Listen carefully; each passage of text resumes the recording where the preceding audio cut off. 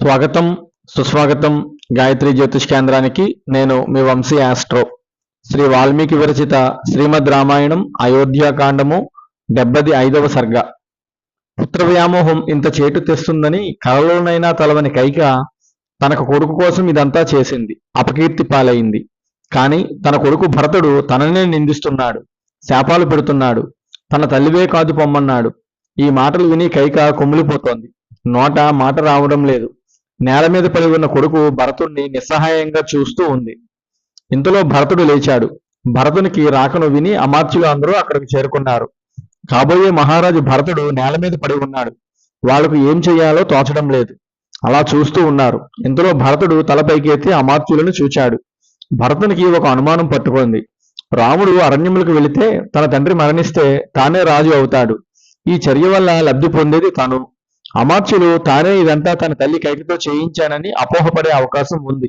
తనకి ఏమీ తెలియదు అని, తాను అమాయకుడనని అందరికీ తెలియజేయాల్సిన బాధ్యత తన మీద ఉందని గుర్తించాడు భరతుడు. అందుకే అమాత్యులతో బిగ్గరగా ఇలా అన్నాడు. అందరూ వినండి. నేను ఇప్పటిదాకా మా తాతగారి ఇంట్లో ఉన్నాను. ఇప్పుడే అయోధ్యకు వచ్చాను. ఇక్కడ జరిగిన పరిణామాలు ఏవీ నాకు తెలియవు. నేను చాలా దూరంలో ఉన్నాను కాబట్టి తెలిసే అవకాశం కూడా లేదు. అందరికీ తెలియజేసేది ఏమంటే, నాకు అయోధ్య రాజు కావాలనే కోరిక లేదు. అలా అని నేను ఎవరినీ కోరలేదు. నా తల్లి కైక కూడా నాతో ఈ విషయం ఎప్పుడూ చర్చించలేదు. రాముడు వనవాసమునకు వెళ్ళినట్టు గాని, వారిని సీతా లక్ష్మణుడు అనుసరించినట్టు గాని నాకు ఏమాత్రమూ తెలియదు. వారు ఏ కారణం చేత అడవులకు వెళ్లారో కూడా నాకు తెలియదు. ఇది నిజం అని బిగ్గరగా అరిచాడు. భరతుని కంఠస్వరమును విన్నది కౌసల్య. సుమిత్రను పిలిచింది. సుమిత్ర, అది భరతుని కంఠస్వరము కదూ. భరతుడు తన మేనమామ ఇంటి నుండి వచ్చినట్టున్నాడు. పద, వెళ్ళి భరతుణ్ణి పలకరించి వద్దాము అని అంది కౌసల్య. కౌసల్య సుమిత్రులు భరతుణ్ణి చూడడానికి బయలుదేరారు. ఇంతలో భరతుడు శత్రుఘ్నుతో కలిసి కౌసల్య మందిరం వైపు వస్తున్నాడు. భరతుణ్ణి చూచిన కౌసల్యకు దుఃఖము ఆగలేదు. ఏడుస్తూ భరతుణ్ణి పొదివి పట్టుకుంది. గట్టిగా కౌగిలించుకుని ఏడుస్తూ ఉంది. నాయనా భరత, నీవు రాజ్యము కావాలని కోరుకున్నావు. నీ అన్నదమ్ముల బాధ కాని, దాయాదుల బాధ కాని లేని రాజ్యము నీకు లభించింది. నీ తల్లి కైక చేసిన దుశ్చర్యల వలన నీకు రాజ్యప్రాప్తి సులభంగా కలిగింది. కైక తన కొడుకు రాజ్యం కావాలని కోరుకోవడంలో తప్పులేదు. కానీ నా కొడుకును నారచీరలు కట్టించి అడవులకు పంపడం దేనికి? దాని వలన ఆమెకు కలిగే ప్రయోజనం ఏమి? అంతకన్నా నన్ను కూడా రామునితో పాటు అడవులకు పంపాలి అని ఆమె కోరుకొని ఉంటే బాగుండేది. ఆమె కోరుకున్నా కోరుకోకపోయినా నేను సుమిత్ర మా కుమారుల వద్దకు వెళ్ళడానికి నిశ్చయించుకున్నాము. నీ అనుమతి కోసం ఎదురు చూస్తున్నాము. నీకు మా మీద దయ ఉంటే మమ్మల్ని రాముడు ఉన్న చోటకి తీసుకొని వెళ్ళు. ఇదే మేము నిన్ను కోరేది అని భరతునికి సూదులు వంటి మాటలతో బాధ పెట్టింది కౌసల్య. ఆ మాటలకు చలించిపోయాడు భరతుడు. తనకు ఏ పాపమూ తెలియకపోయినా అంతా తనకు తెలిసే జరిగిందని అంతా అనుకుంటున్నారు. తుదకు కౌసల్య కూడా ఆ ప్రకారం మాట్లాడింది. ఏం చేయాలో తోచక భరతుడు అలాగే కిందకి జారిపోయాడు. గట్టిగా కౌసల్య కాళ్ళు పట్టుకున్నాడు. బోరును విలపిస్తున్నాడు. కౌసల్య ముందు చేతులు జోడించి మోకాళ్ల మీద నిలబడ్డాడు. ఆమెతో ఇలా అన్నాడు. అమ్మా, నా సంగతి నీకు తెలియదా? రాముడు అంటే నాకు ఎంత ప్రేమ భక్తి ఉందో నీకు తెలియదా? ఎందుకమ్మా నువ్వు కూడా నన్ను నిందిస్తావు? నా అన్న రాముణ్ణి అరణ్యములకు పంపిన వారికి ధర్మశాస్త్రం గురించి ఏమీ తెలియదు. వారి బుద్ధి చెడిపోయింది. నాకు తెలిసి నేను రాముణ్ణి అడవులకు పంపడానికి సమ్మతించినట్లయితే నేను నిద్రించుచున్న గోవును కాలితో తన్నిన పాపమును, సూర్యుని ఎదురుగా మలమూత్ర విసర్జన చేసిన పాపమును, పాపాత్ములు సేవించిన పాపమును పొందుతాను. అమ్మా, నేనే కనుక రాముణ్ణి అడవులకు పంపినట్టయితే నేను పనివాళ్ళ చేత పని చేయించుకొని వారికి పారితోషికము ఇవ్వని పాపాన పోతాను. రాముడు అడవులకు పోవడం నాకు తెలిసి నేను ఊరుకుంటే నేను రాజద్రోహం చేసిన పాపమును పోతాను.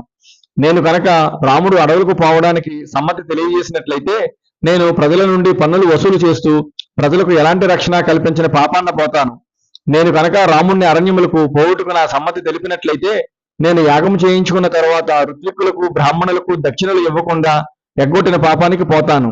నేను కనుక నా అన్న రాముణ్ణి అరణ్యవాసమునకు కారణం అయితే నేను యుద్ధములో పారిపోయి వచ్చిన వాడు పొందే పాపమును, పెద్దలను అవమానించిన పాపమును, వేదాధ్యయము చెయ్యని పాపమును, మిత్రద్రోహము చేసిన పాపమును, భార్యాబిడ్డలకు బంధువులకు పెట్టకుండా నేను ఒక్కడనే స్నానము భుజించిన పాపమును, సంతానము కలుగువాడు పొందే పాపమును, రాజును, స్త్రీలను, బాలులను, వృద్ధులను చంపిన పాపమును, తాను పోషించవలసిన వారిని పోషించకుండా వదిలివేసిన పాపమును, అక్రమ వ్యాపారములు చేసిన వాడు పొందే పాపమును, ఇతరుల ఇండ్లు తగలబెట్టిన వాడు పొందే పాపమును, ఉదయము సాయంత్రము నిద్రించేవాడు పొందే పాపమును, గురువుగారి భార్యను కామించేవాడు పొందే పాపమును, దేవతలను ఆరాధించని వాడు, తల్లిదండ్రులకు సేవ చేయనివాడు పొందే పాపమును, క్రూరపు పనులు చేయుచు అబద్ధాలు ఆడుతూ అపవిత్రంగా అధర్మంగా అందరికీ భయపడుతూ దొంగవలే బ్రతికేవాడు పొందే పాపమును, కట్టుకున్న భార్యను వదిలి పరస్త్రీల వెంట తిరిగేవాడు పొందే పాపమును, తాగే నీరు పాడు చేసేవాడును, ఇతరులకు విషం ఇచ్చేవాడు పొందే పాపమును,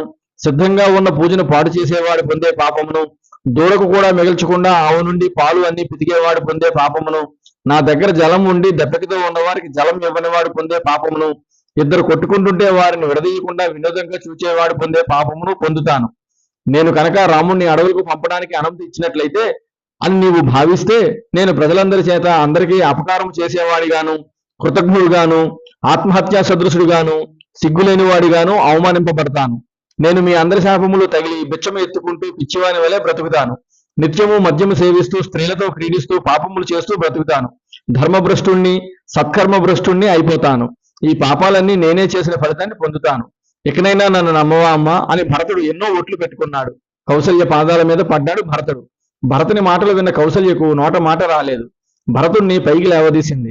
కుమారా భరత, నీవు ఇన్ని ఒట్లు పెట్టుకొని నా దుఃఖమును మరింత ఎక్కువ చేశావు. భరత, నీవు ధర్మాత్ముడివి, ఆ విషయం నాకు తెలుసు. కానీ రాముని మీద ఉన్న ప్రేమతో ఏదేదో అన్నాను, ఏమీ అనుకోకు అంటూ భరతుణ్ణి కౌగిలించుకొని కౌసల్య దుఃఖిస్తూ ఉంది.